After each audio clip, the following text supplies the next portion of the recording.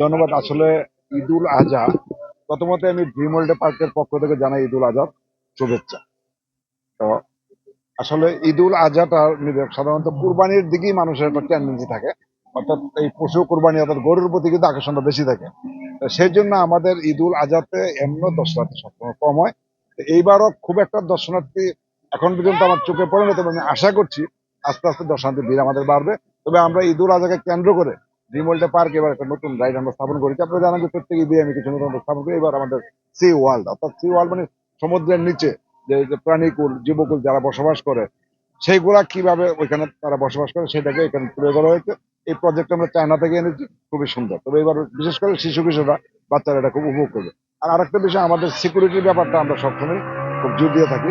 ওইটা আমাদের হলো ফার্স্ট চুজ, অর্থাৎ সিকিউরিটি যেন কোথাও কোনো ঘাটতি না থাকে সেই ব্যাপারটা আমাদের শিওর করে এই কাজ। আর আমাদের প্রশাসন আমাদেরকে যথেষ্ট সহযোগিতা করছেন। আমাদের নিজস্ব এখানে আনসার ক্যাম্প আছে, আপনারা জানেন যে এখানে এক ব্যাটালিয়ন আনসার থাকে। তো আমরা মোট 3 ব্যাটালিয়ন নিয়েছি। তো আনসাররা সবসময় আমাদের ডিউটি থাকে। আর আমাদের নিজস্ব সিকিউরিটি বাহিনী আছে, ওনারা মোটরসাইকেল নিয়ে একটু পরপর ট্যুর দিচ্ছে। সবকিছু মিলে আমরা নিরাপত্তার ব্যবস্থাটাকে ফার্স্ট প্রায়োরিটি দিয়েছি।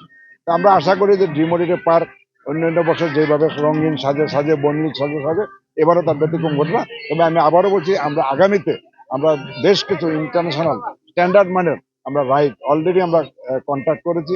এগুলো আস্তে আস্তে সেটা হবে। আমি নিশ্চিত যে বাংলাদেশের ড্রিম ওয়ার্ল্ড পার্ক একটি আন্তর্জাতিক মানসম্পন্ন পার্ক হিসেবে প্রতিষ্ঠা লাভ করবে। সেটা আমার ভবিষ্যৎ প্রত্যাশা।